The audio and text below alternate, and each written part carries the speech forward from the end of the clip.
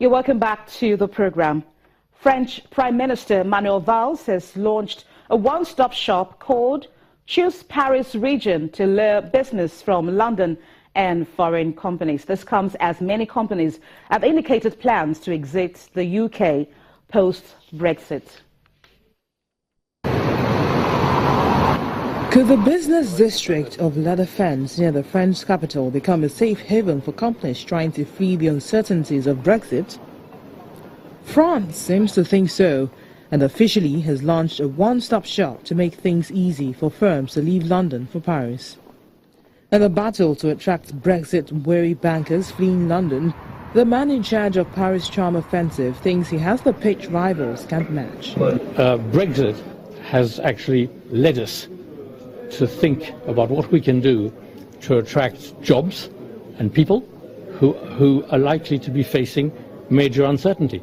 In Paris' favor, Machin said the French capital not only offered a deep talent pool of financial and legal experts, but an attractive lifestyle unrivaled on the continent. We are here to present our case, to lay out our stall in terms of what Paris Île-de-France offers. A large economy, a real economy, an ecosystem with people who are competent, trained, who are able to do some of the same things which have made London a leading financial centre.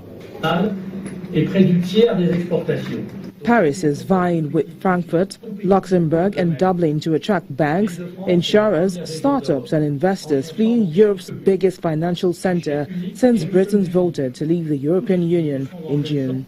French authorities have put on a rare united front to promote Paris, with the ruling socialist government unveiling last July tax breaks for experts, while conservative-controlled local authorities have gone on roadshows in New York and launched advertising campaigns. The work of the Paris region is bearing fruit because I can announce that an important Chinese bank has just settled in the region, that Amazon is about to open its data center, Facebook launches artificial intelligence laboratory, General Electric is digital foundry on connected objects. I know these movements will increase as we will approach the beginning of the negotiations with the United Kingdom in March. The one-stop shop launched by the French government is called Choose Paris Region, Welcome to Greater Paris, and is designed to help firms fleeing London deal with bureaucratic, fiscal and social procedures. It is a real white and red carpet. Paris has all the assets. This region has all the advantages to win this battle of attractiveness.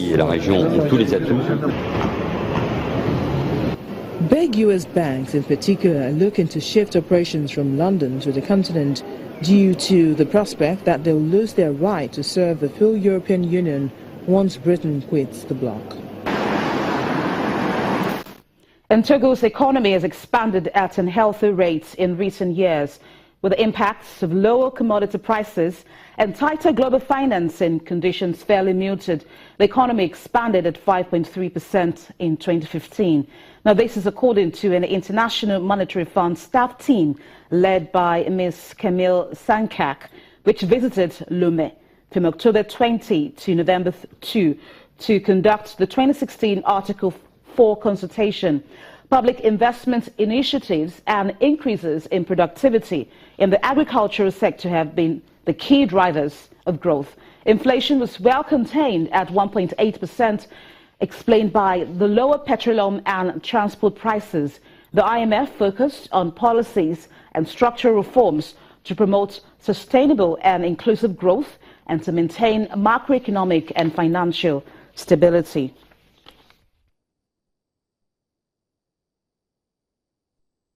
Let's bring you back home to Nigeria as we take a look at how the fixed income market is doing. And the last trading day of the week, the bonds market actually reversed yesterday's gains as yields expanded by 5 basis points on average to close at 16.23%. The short, mid and the long ends of the curve expanded as 88% of the bonds traded came under pressure.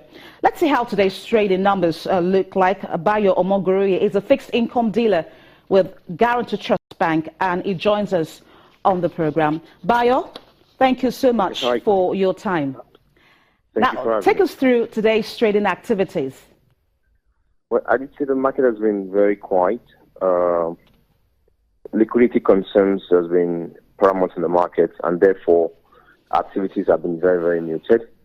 Yields have risen, especially on the long-dated maturities, as people decided to stay off those maturities in their quest for liquidity. The shortening of the curve as well has not fared any better, driven primarily by bearish sentiments and liquidity concerns. We have seen increased activities of the central bank at the market in terms of treasuries auction and from the debt management office for bond auctions. How has these impacted on the liquidity level at the market? Well, Okay, if you can hear me, Bayo, I was asking you how the various auctions we've seen in the past week, how they've actually impacted on the liquidity level at the fixed income markets. Okay, we've lost Bayo. Bayo Mogori is a fixed income dealer with Guarantee Trust Bank. Let's take you to Angola, where the economy remains very low in terms of growth, while inflation is at elevated levels. Now, this is according to the mission head of the International Monetary Fund to the country, Mr. Ricardo Veloso, after a meeting with the finance minister. Mr. Veloso says that we will be talking with the country's authority just to see what can be done so that the growth can be accelerated again. Angola, which has been hurt hard by depressed oil prices, said last month it expected growth at 1.3%, edging up to 2.1% in 2017. And Egypt has raised energy prices a day after the central bank floated the pound currency. The move, which came into effect at midnight on Thursday as part of Egypt's austerity measures aimed at securing a 3-year, $12 billion International Monetary Fund loan agreement. The price of 92 octane will rise 34.6% to 3.5 Egyptian pounds from 2.6 pounds per litre, while 80 octane gasoline will go up 46.8% to 2.35 pounds from 1.6. Diesel will rise to 2.35 pounds per litre, an increase of 30.5% from 1.8. The less commonly used natural gas for vehicles will rise by 45.5% to 1.6 pounds per cubic metre, up from 1.1 pounds. This will be the second time Egypt has raised fuel prices in recent history. In 2014, it increased prices by up to 78% to ease pressure on a swelling budget deficit. It's very normal in countries around the world to not have subsidized gas. We need to realize this and admit this, and Egypt has to start working and developing. The government said at the time it would eliminate fuel subsidies completely for 5 years, but a fall in global oil prices have delayed a decision ever since. Food and energy subsidies traditionally eat up a quarter of Egyptian state spending.